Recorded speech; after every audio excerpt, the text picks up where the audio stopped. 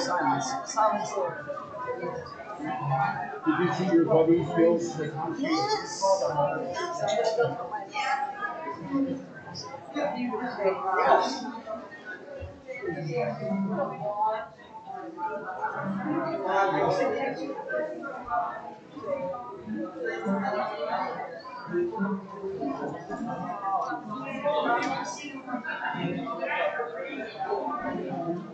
I think it's time. Do you think it's time?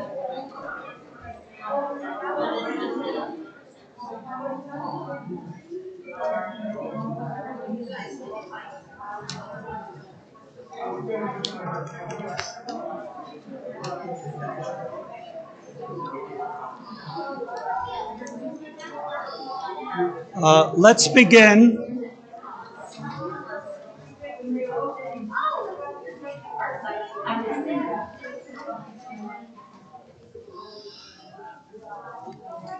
Welcome to the Treasure Coast Unitarian Universalist congregation.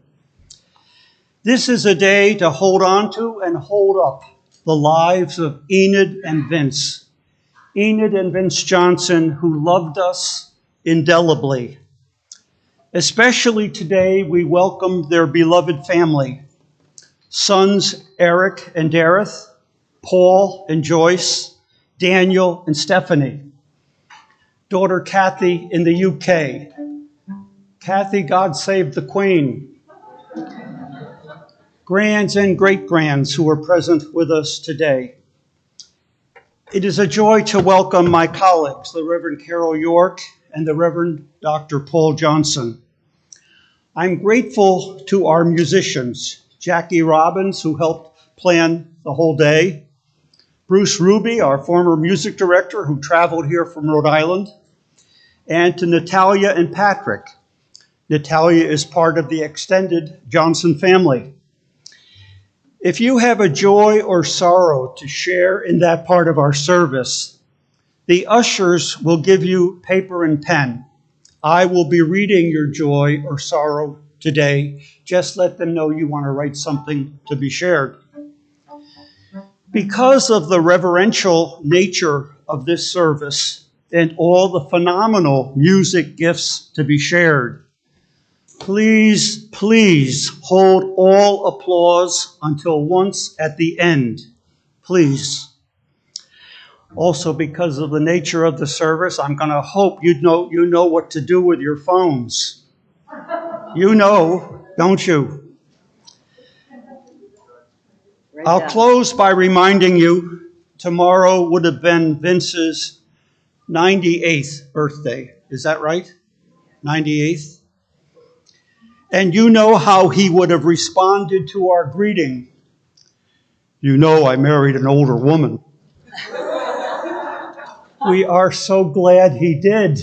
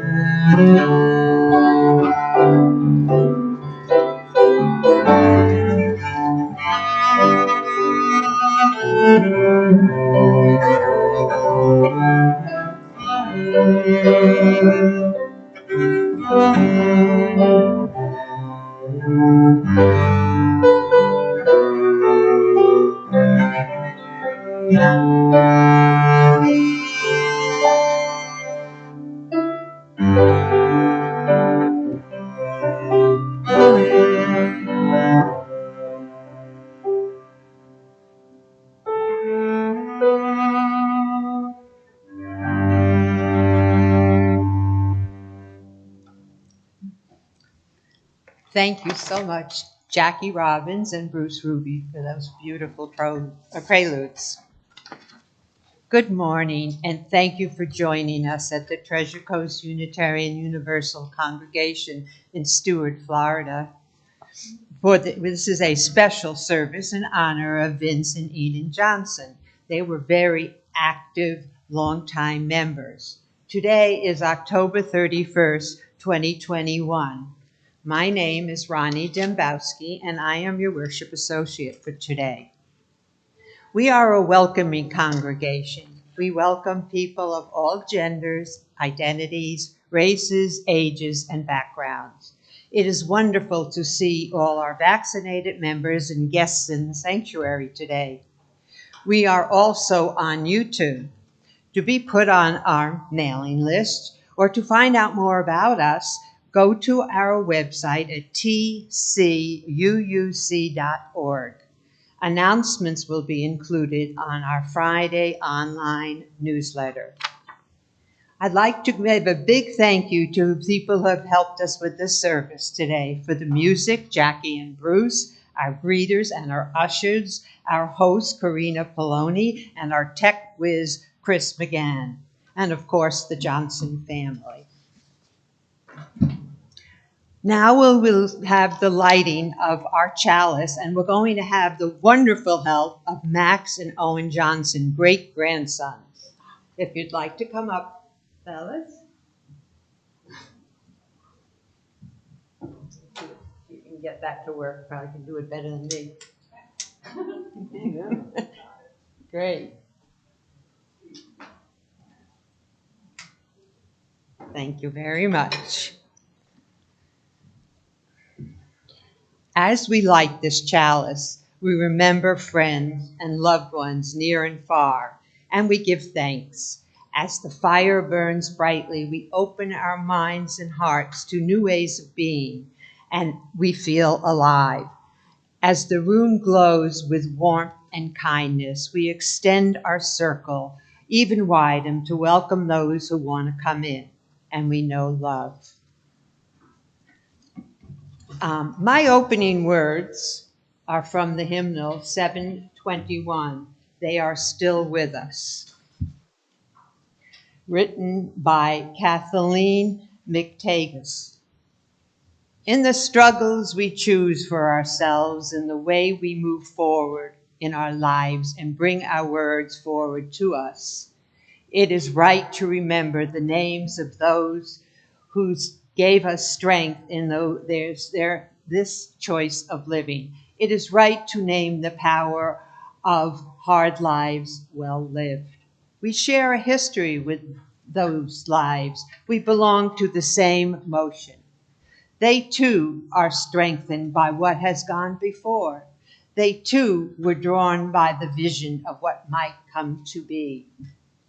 Those who lived before us, who struggled for justice and suffered injustice before us, have not melted into the dust and have not disappeared. They are with us still. The lives they lived hold us steady. Their words remind us and call us back to ourselves. Their courage and love evoke our own. We, the living, carry them with us. We are their voices, their hands, and their hearts. We take them with us and with them choose the deeper path of living. Let us name those who led strength in our lives silently to ourselves.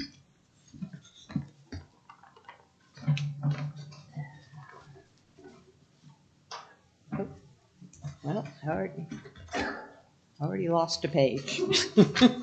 That's only me. Whoops. Oh, there it is. I found it. Okay. Now we will have our first hymn, 159. This is my song. I believe it's going to be projected. And please sing through your masks.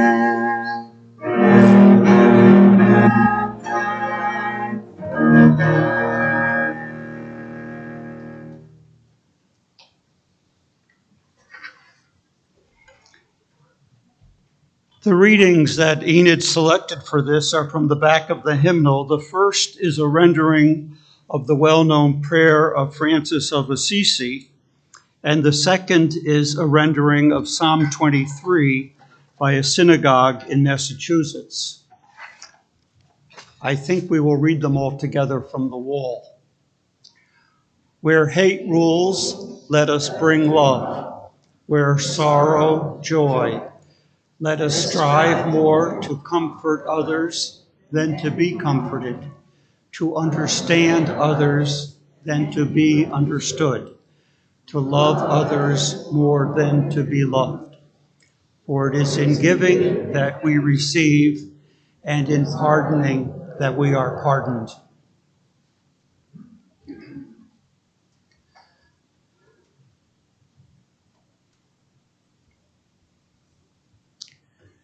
You are my shepherd, I shall not want. You cradle me in green pastures. You lead me beside the still waters. You restore my soul.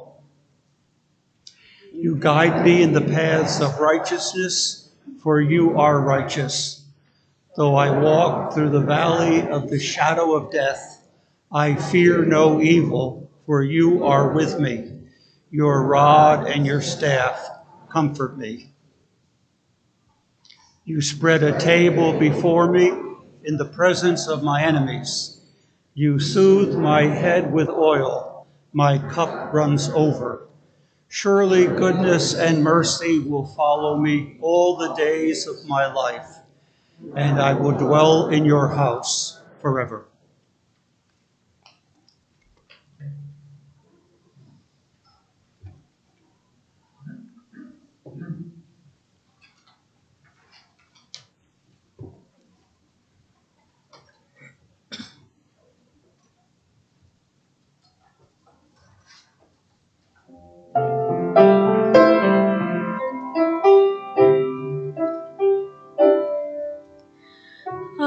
Amazing grace, how sweet the sound that saved and set me free. I once was lost, but now am found, was blind, but now I see.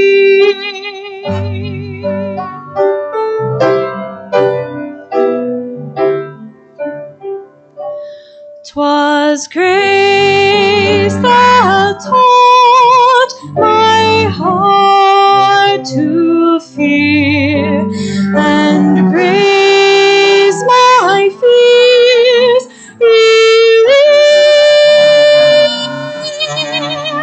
How precious did that grace appear, the hour I first believed.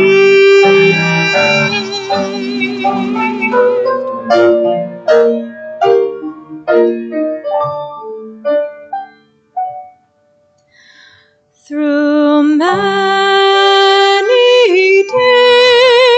dangers, toils, and snares, I have already come.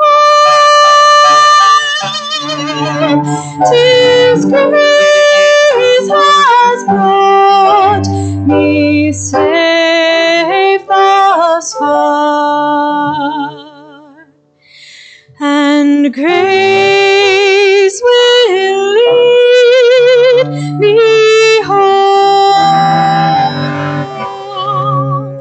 and grace will lead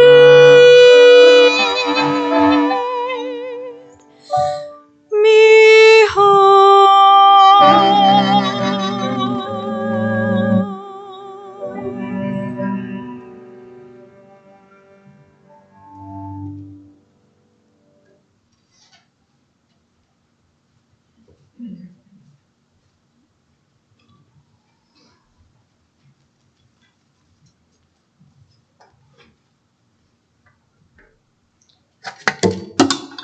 We share joys and sorrows as a congregation in the hope that those who share them will know they are heard and supported and cared for. These are the matters that people have asked me to read aloud. Kathy Singer, sorrow. Tony Pantaleone, sorrow.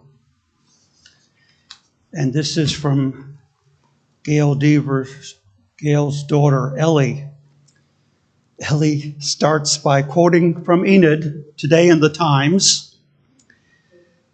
My mother, Gail Deaver, was a great friend of Enid and Vince. Would like prayers for Amy, Gail Deaver's step-granddaughter, to continue recovering from her bone marrow transfer.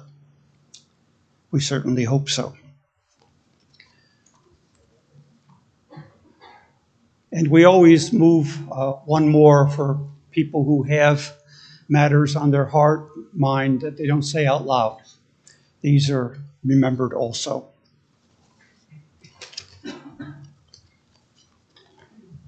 Sharing our joys and sorrows makes us a caring community. We know we are not alone unless we choose to be. Our moments of shared happiness and times of loss or fears of loss mean we are human and must experience what all humans experience. But at least in a community that tries to connect and to uplift, well, it just feels better to be held onto. And here, like today, we share memories that sustain and remind us that love is eternal. Now some moments of silence.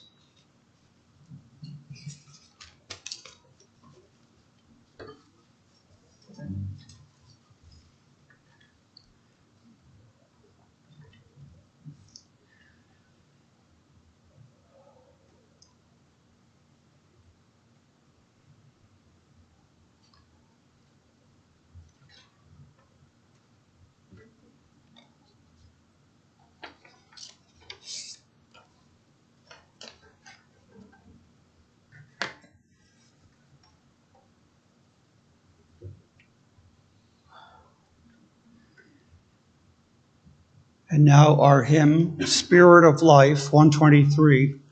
We'll read it, sing it from the wall. We've been saying we will hum and hum, but now I believe we will hum a verse and sing a verse.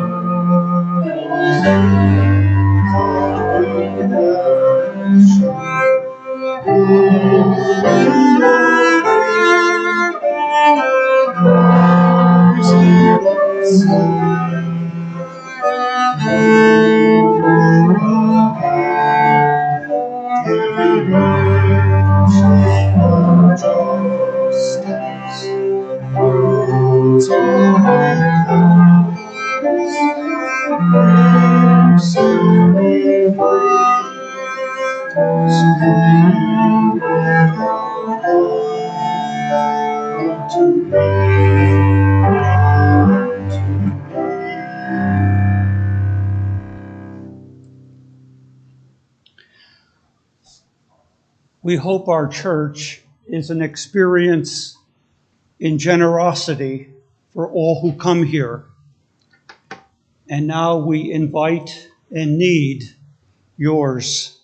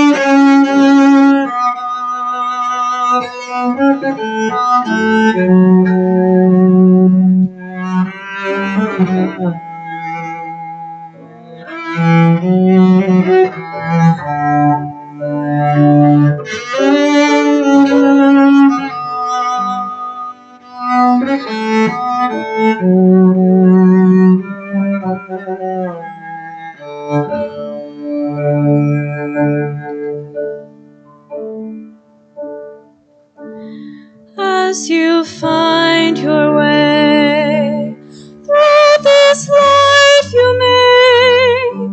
I hope you live each day for all it's worth. Go where your heart leads and dream your biggest dream. All of these things I will pray for you. I will pray for you.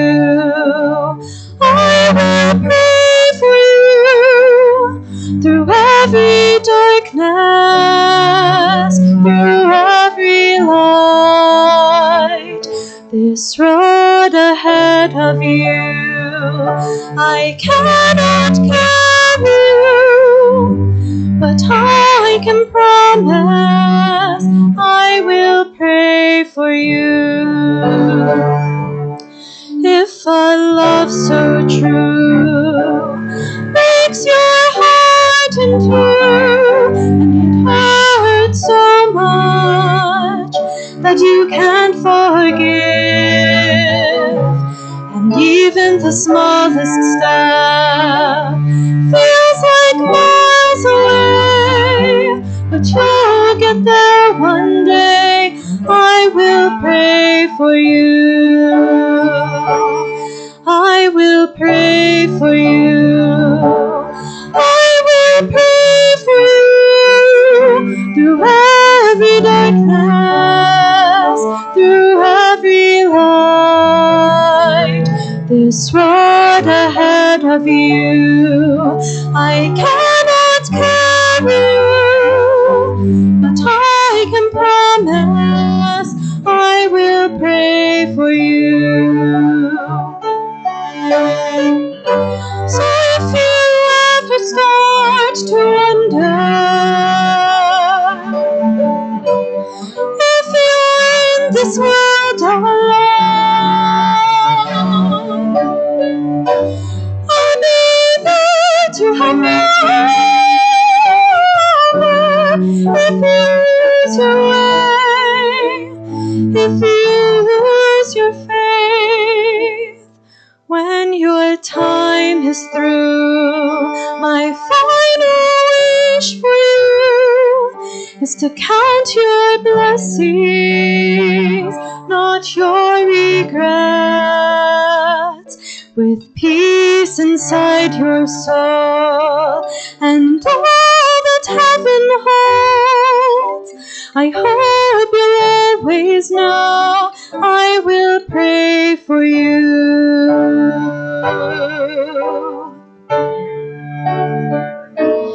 I will pray for you.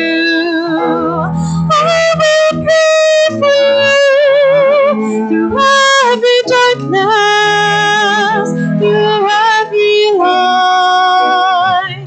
This road ahead of you, I cannot carry you, but I can promise I will pray for you. But I can promise I will pray for you.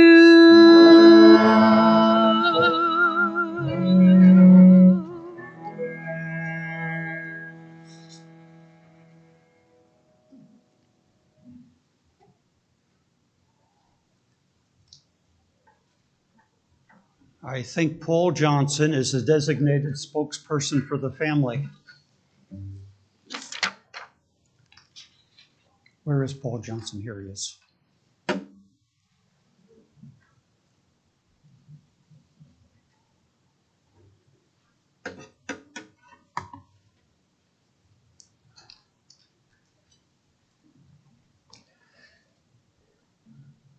There were many things that I wanted to say today, but mercifully, they have already been said, and in ways that are better than I might have put them. I would offer this one further thing. You're about to see a movie of Vince and Enid, And I want to emphasize that there is no harm. There is no harm in remembering them this way.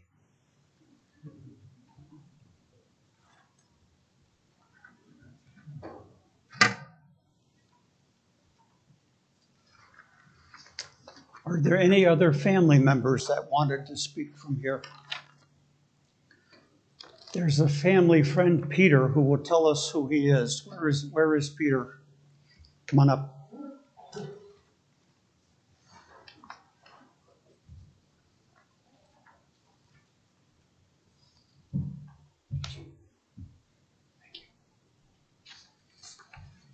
Thank you. I feel quite honored to be allowed to speak, and I'll keep it brief. Of course, I'm only speaking because I asked to. I have a perception of the Johnsons that's a mixture of many of you. Having been their financial advisor for about 17 years, as many of you know, they were quite the couple. And when I first met them and got to know them, I found that out quickly. And we bonded very, very solidly over the years. Just a few days ago, I was telling a friend what I was doing this weekend, and I was going to a client's memorial. And I was telling him about who it was, and I just got filled with emotion about, I would describe them as, well, these are probably one of my 3 top most treasured clients in the 31 years of my career, and they are the number one. They're not the top 3, is what I've come to realize since saying that. Vince, when I first met him, and Enid, as you all know, Vince in his prime used to chew up and spit guys like me out on a regular basis. And I always learned a new word from Vince every time he came to my office. His vocabulary was that vast and entertaining. And Enid was his match in wisdom and strong intuition and spirit as well. And I remember one of my fondest memories of Enid was when she was sent home by the doctors 8 or 9 years ago, terminal with kidney failure to die. Remember that? And it was just, we gathered the family together and we had the big meeting. And in fact, after the meeting, I crawled up into her bed and snuggled her goodbye. I've never done that, or never will probably since then. And then sometime later, Sinear said to Enid, Enid, you're not dying. Get up and walk. Right? And the story goes on. They were so in love, and they flirted all the time at my office. And sometimes to the embarrassment of my staff. I was never embarrassed by it, but I loved it. I loved it, and they flirted, and I try and bring that into my relationships. And did they not have the most beautiful death story that we have ever witnessed? In 31 years in business, I go to about a half a dozen of these a year, and I've never seen a more beautiful death story than the Johnsons. Let's all hope we can have one that resembles that. And finally, I want to say that in my experience, there's usually, in dealing with families, 3 phases of planning. There's when you get to know the clients and the couple and their needs, and you're direct with them. And then as they get older, you start to meet the family members, right? The heirs and the children and the siblings and the grandkids and the support people. And that was phase 2 that we went through. I met all of you. And then phase 3 is the client dies, and you help assist in the settling of the estate and what they wanted. And all are important. And in phase 3, when the parents are dead, the true character of what their values system and what they embarked on their family is demonstrated. And believe me, I've seen lots of train wrecks in my career. And this was not one. This was one of the most noble, one of the most honorable estate planning phase 3s that I've ever had the privilege to be a part of. So thank you to the siblings and the heirs of Enid and Vince. Clearly, from what I've witnessed, the values that they bestowed upon you have carried, and it will carry to your kids who are here and you grandkids who are here. So I couldn't think of a better job and a better example for me than Vince and Enid. Thank you.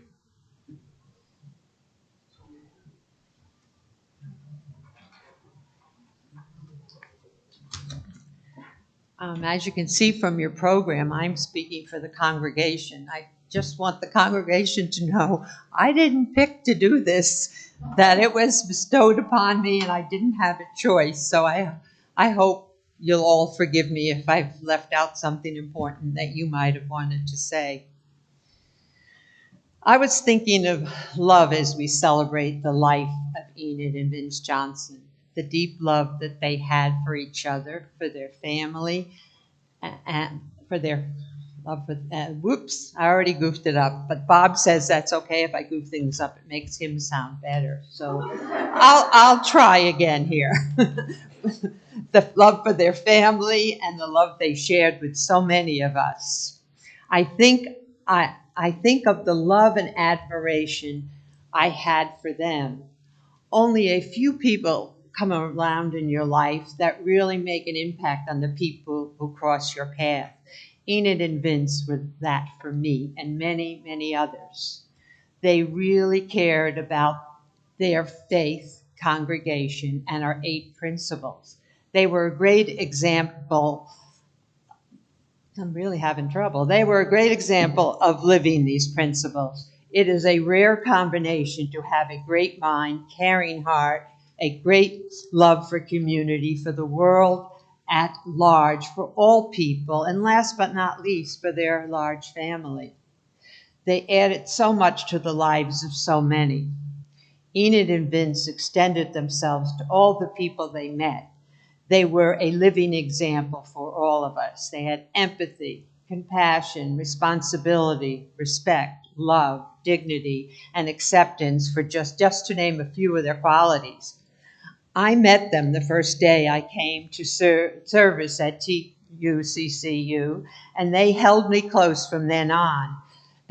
This included sucking me into serving on the hospitality committee with them. I will always remember how Vince would make the coffee every Sunday for years, even when he was failing. Enid very cleverly handed over the responsibility for the committee onto me before I knew it hit me. I miss them both and feel such love for the people that they were. Many members visited Enid and Vince often, including Pat Burke, who spent every Friday going over the week's New York Times with Enid. Betty O'Brien and I would go over every few weeks. One time, while still living in their house, Enid was told she was dying, which you just heard before. When we arrived, she made us try on and take any clothes that she thought looked good on us. We ended up returning them when she recovered, so she'd have stuff to wear. Caitlin Palmari loved that Enid celebrated children and always spent time showing interest in the children. Other people that visit them often are Bill and Geraldine Falk, Dave Gray, Martha Alfie, Fred Domowski, Pam Corman, Dixie Gray, Judith Watts, and Marcy Pickens. I'm sure that there were others that I don't remember. After they moved into assisted living, we were not allowed to visit due to COVID. Reverend Bob MacDonald gathered some of us to stand outside while Enid sat inside by the glass doors to the building so we could celebrate her birthday. Enid and Vince were very important to our church community. They served on many committees and welcomed meetings and other events in their home.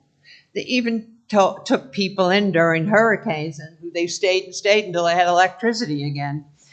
Enid stayed very active, serving on the music and worship committee. She was part of the book club from the very beginning. Enid even served on the board of directors. They helped whenever asked. Our parties, the church parties, would not have been this much fun if it wasn't for Enid and Vince's donations of wine every time. Enid and Vince will live on in our hearts. Rest in peace, our wonderful friends.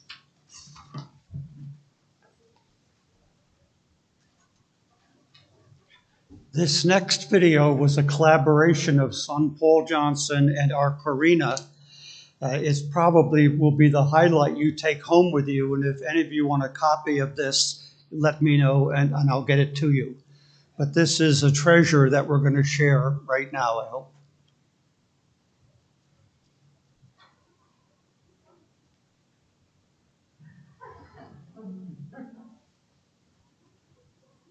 I ain't gonna grieve, my Lord, no. Nevers.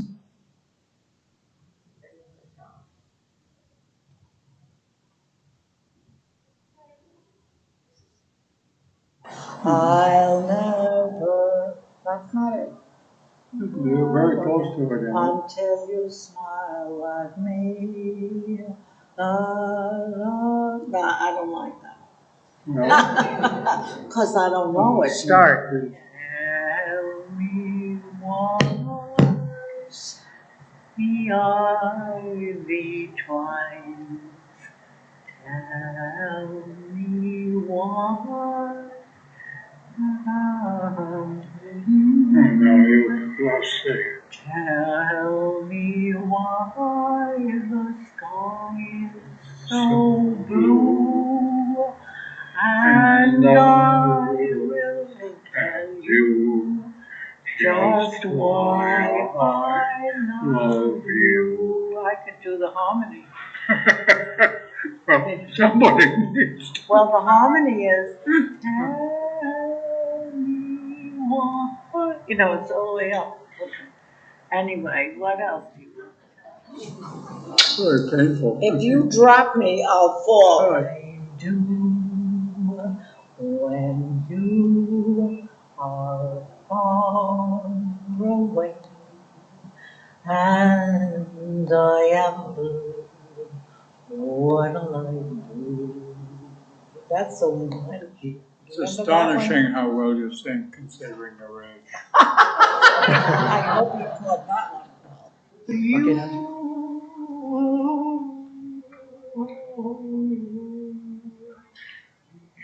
Remember that? I remember it very clearly.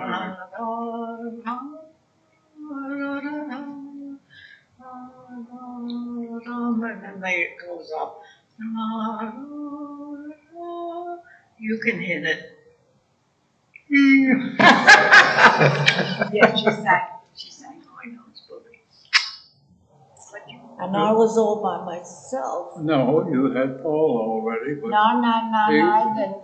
he hadn't been delivered yet, but you had him Oh, already. I did. He was with me every Yeah. minute. Right. Paul, you were with me every minute. If you get to heaven before I do, reach right on down and pull me through. If you get to heaven before I do, reach right on down and pull me through. I ain't gonna grieve, my Lord, no more.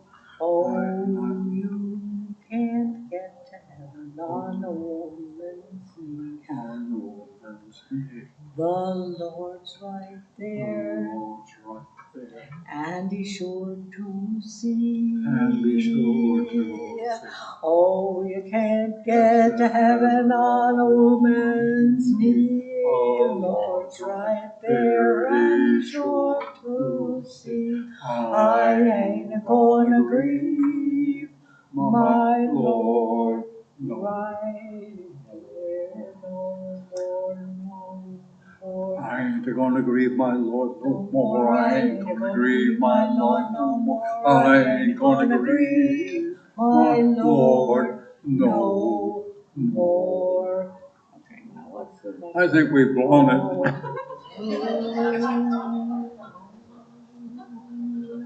I saw you standing alone without a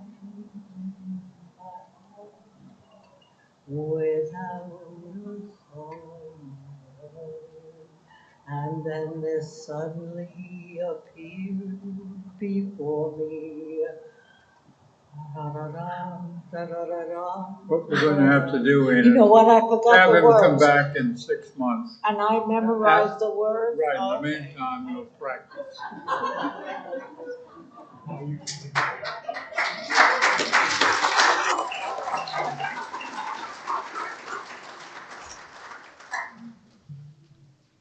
Talk about impossible acts to follow.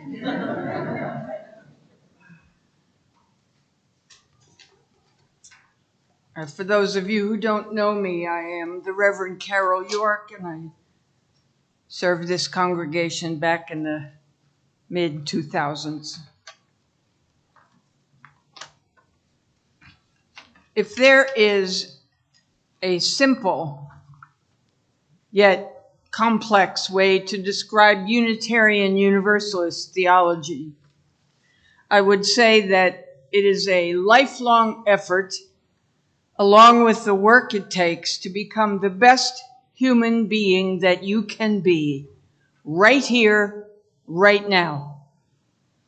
Enid and Vince personified this for me, evidenced by their generosity, their willingness to forgive and forget and be forgiven, their self-reflections constantly, and their willingness to educate themselves, their love for all things Treasure Coast UU congregation, their openness to all who walked through those doors, just to name a few. They gave to all of us who knew them the greatest gift of their love and their example. Enid called me her Holy Mother. I always wondered where that theology came from. I guess it was interfaith. In the years that I visited them, mostly at their home, we had many conversations about, so many things. I was not able to visit them at Symphony, but on October 27th, 2020, Enid called me and left a message on my phone, which I have kept on my voicemail. She said, "Oh, Carol, it's been a long time. You have to forgive me. I'm calling to tell you that Vince passed away this morning, and I will let you know what we're going to be doing in his honor. Please call." I did call and arranged for a visit the next day. That visit, of course, never happened. May they rest in peace and power.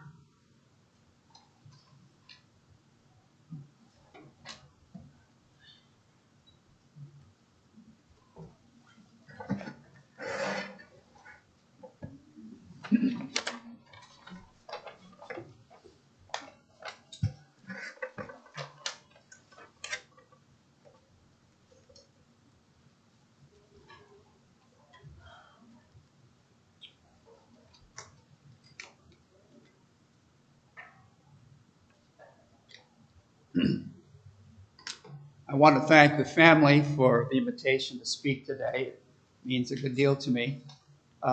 Since I left you folks in end of June in 2020, I served for a year as interim minister with the Jacksonville congregation, and now since this last September, I've been a part-time minister with the UU Church of Brevard up in West Melbourne.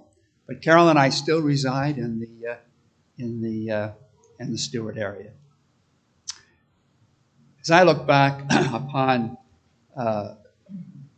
Enid and Vince, in terms of memories, the thing that jumps out right away is their gracious hospitality in their beautiful home.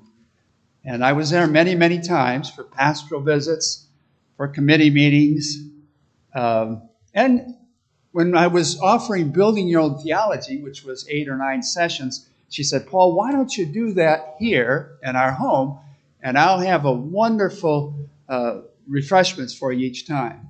And remember, those of you who were part of that, wasn't that great? She shared herself, of course, in the context of Building Your Own Theology about her commitments in religion as a Unitarian Universalist. And then we had wonderful times, sitting around and enjoying each other with wonderful refreshments after the Building Your Own Theology presentation. But, and of course, wonderful conversations with Enid, because she was such a New York Times reader.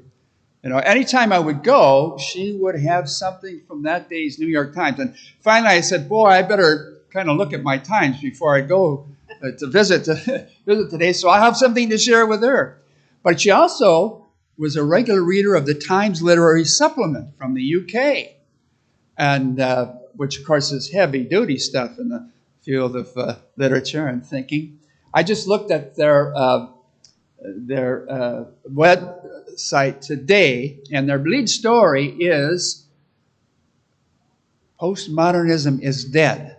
What's next? And I said, Enid could have taken that one on. Because she was, of course, very, very well-read and had a wonderful mind. And, of course, I mainly got to know Vince through her because of his illness. He, of course, wasn't at his full strength, but he was always a wonderful person to visit as well. I've had, over the years of my ministerial career, I've had many parishioners go into hospice, and every other time that, estimation that the person would die within 6 months was true. But of course, that wasn't true with Enid, was it? It was amazing. I come to visit, and she said, boy, I'm feeling great today. And so it was a false alarm, which we all were so much happy for. But it gave me an opportunity to work with her in planning her memorial service. And I learned much more, of course, about her Unitarian Universalist commitments. Of course, I'd seen that in this congregation, financial support, and support for our music program. In fact, even helping us build this sanctuary, regular attendance every week, serving on committees, serving as a worship associate. But in those visits, while she was on hospice, she shared so much about her relationship to Unitarian Universalism over the years. And a couple of those things really were exciting to me because she knew one of my favorite Unitarian characters in history, Charles Francis Potter, who was a Unitarian minister with several congregations in New York, but he founded the first humanist Unitarian congregation in New York, and was one of 3 Unitarian clergymen who launched humanism within Unitarian Universalism. And I was so excited because Charles Francis Potter was a wonderful figure to me. During the Scopes trial, he was someone who went down there and conferred with Clarence Darrow in his defense of Scopes by giving him biblical knowledge. Can you imagine that? Way back in the 20s. And then he became known nationwide in the 1920s because he took on the local fundamentalist Baptist minister in New York City for a series of debates, which were judged by lawyers and Transcripts were sent all over the whole country. So when she said that she knew him very well and appreciated his social justice efforts, particularly for women's rights, it was wonderful. Apparently, they were neighbors. Their family were neighbors to Charles Francis Potter, if not in their everyday living situation on their vacations. And so it was wonderful. And she had never read his autobiography, The Preacher and I had the privilege of sharing that with her. And we had so many wonderful discussions about Charles Francis Potter and what he meant to her and what he meant to me. So that commitment to Unitarian Universalism and her commitment to this congregation, because she thought it was so important that there be a Unitarian Universalist voice in this community, which I appreciated so very, very much. And thinking of her, I thought of those words that Adlai Stevenson used in memorializing his good friend Eleanor Roosevelt. He said of her, she loved life, and that perhaps is the most meaningful thing that can be said about her, for it says so much beside. It takes courage to love life. Loving it demands imagination and perception and patience. And loving it takes something more beside. It takes a gift for life, a gift for love. And now we must say farewell. We are always saying farewell in this world, always standing at the edge of loss, attempting to retrieve some memory, some human meaning from the silence, something which was precious and is gone. So we are lonelier. Vince and Enid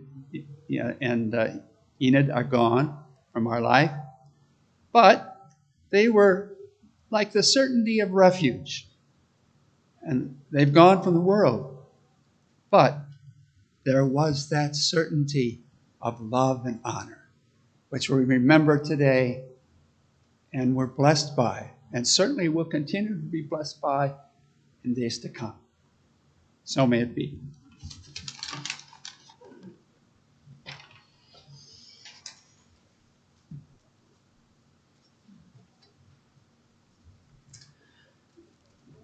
I got my assignment for today from Enid, so I'll try to be faithful to it.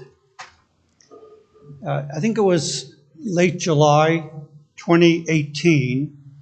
Lori and I were ending a tour of the Western Parks. We were near Rushmore. And I get a call from Gail Deaver, who tells me that Enid is declining quickly and wants to see me. So I tell Gail we're a few days' drive away, but I can probably be there Monday or Tuesday. And Gail said Monday would be better. So we get home, and I go over to their residence at the Florida Club, and she's on that hospital bed in the living room. And she's sitting up with her glasses at the edge of her nose, and one hand is full of papers, which I found out later were her memorial service planning, basically with Dixie, I think. And in the other hand was the New York Times. And when I saw the New York Times, I wanted to say, I'll be back in just a minute, but I have to call Gail Deaver. But I didn't. I just thought of that. So we proceeded to visit, and she told me things she had in mind for her service, those readings, the hymns. And I said to her, well, Enid, what do you want me to do for this celebration of your life? And she said, your job is to bring humor and laughter to this celebration. So I told her I would just have to tell this story that she would remember. She had a fearsome memory, as many of you know. Several years ago, I came to the service in the other building, of course, to prepare for the service. And I heard someone say as I came in, Enid had entertained a gathering the day before by singing a gospel song. So that thought, my Jewish mother entertaining a crowd with a gospel song, just tickled me through the service. So when I get to the sermon, I say, we're going to do something a little different. I just got word this morning that my Jewish mother entertains groups with a gospel song. And I'm sure she would like to so entertain us. She's in the first row. I get the look. You family members know the look. So after a moment, she gets up and turns into this beaming grandmother, takes the mic and starts the one that we've all heard now. Oh, you can't get to heaven. The way it was sung was, she sings a line, the congregation sings. What do you call that? Is that a round? I don't know what you call that. But then at the end of the lines, everyone sings all the thing together. And then she goes on to the next verse. She does a line. The congregation repeats it. She did this for 3 or 4 verses. So then I went up to her to take the mic. And she moved back and kept on singing about 3 more verses. So I said to her at the Florida Club, Enid, I tried to cut you short. She says, yes, you did, but I didn't let you. I moved away and kept on. I said, you did. And I said, Enid, do you know what it would be like to do a sermon after that performance? She said, that was your problem.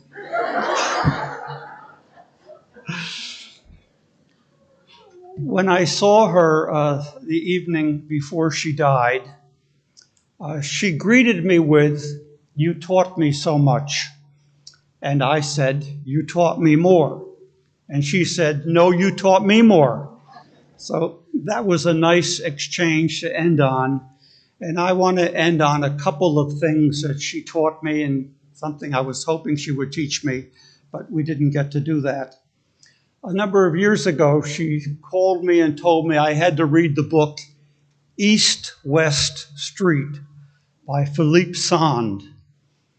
It's the story of the development of genocide, crimes against humanity, as a matter of litigation in world courts. It was basically a tribute to some Polish lawyers who developed that line of argument in court, so that if never again after the Holocaust was to be real, it would happen in court. East West Street, Philippe Sand. And then Enid proved to be a lover of John Shelby Spong, the late Episcopalian bishop. We read a number of his books in our group. A couple people left the group telling us they had been sponged to death. But Enid and I could not get enough of him. So the last book of Spong that I read was entitled Biblical Literalism, a Gentile Heresy. And the idea of Spong's book was that Jesus' life could really only be understood with the backdrop of the Jewish liturgical calendar. In fact, the events of Jesus' life, many of them, maybe most of them, were written up with the Jewish calendar in mind, because those who remembered Jesus heard the stories in synagogue. And so they were actually stories which didn't make them less meaningful or less guiding of people's lives. Jesus, a good Jew, embodied the stories of the liturgical calendar. So Spong's book charted how the gospel writings showed that. So I told Enid I wanted her to read that and explain it to me, because she knew the Jewish liturgical calendar and I didn't. And when I got there, she gave me a book entitled, Can a Bishop Be Wrong? Did you give her that, Carol? Yeah. Can a Bishop Be Wrong? Critiquers of Bishop Spong. She gave me that to read. I didn't get to it yet. But anyway, I think Bishop Spong would be the first person to say the answer to that is yes. Can a bishop be wrong? But anyhow, she called me a couple times in the midst of reading that book and said, Bob, this is difficult. You're going to have to give me more time. Well, that was fine. But it didn't happen because she passed away. But to live in dialogue with Enid and with Vince was an experience in joy and continuing education. They did teach us so much by their love of each other, by their love of us, and by their support of us. So we will go on being nurtured as we remember them, and we surely will. Our closing hymn is Let It Be a Dance, 311. And again, it will be on the wall.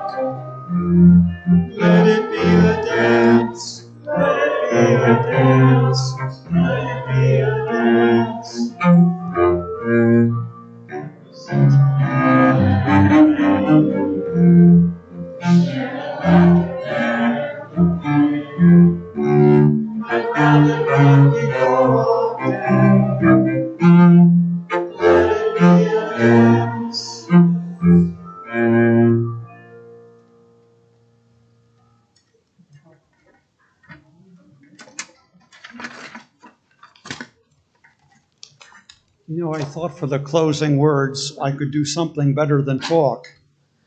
So while that something happens, good friend Mary Ann will extinguish the candle.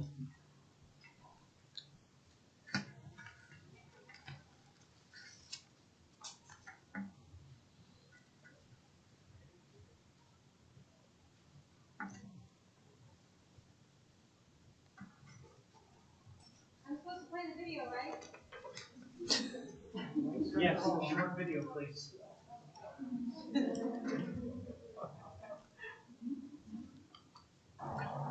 Oh, the deacon went down to the cellar to pray. He prayed all night and he prayed all day. Oh, the deacon went down to the cellar to pray. He prayed all night and prayed. Oh, yes, I'm singing the I hymn. ain't gonna grieve. Grieve, my Lord. No, you. If I sing the harmony, you can't sing the No, harmony, I but never you could, do really, it. but I used to do it anyway. Oh, you can't get to heaven On roller skates. on roller skates. The Lord's right there. No, that's not. That's the wrong one. Oh, you can't get to heaven on roller skates. He's sure to sing. Oh, you can't get to heaven on roller skates. The Lord's right there, he's sure to sing. I ain't gonna grieve my Lord no more. I ain't gonna grieve my Lord no more. I ain't gonna grieve my Lord no more. I ain't gonna grieve my Lord no more.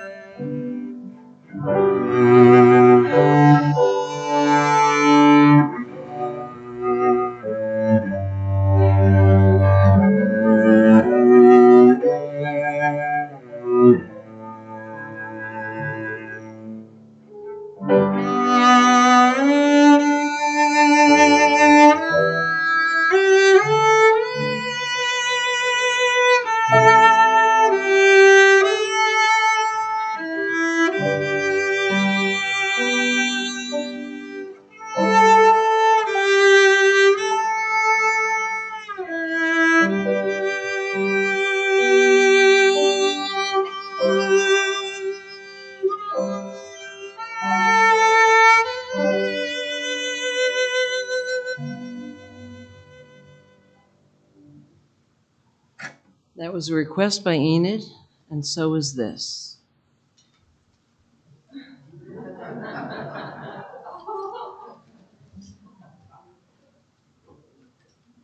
Wait, your copy. There's two versions. Okay.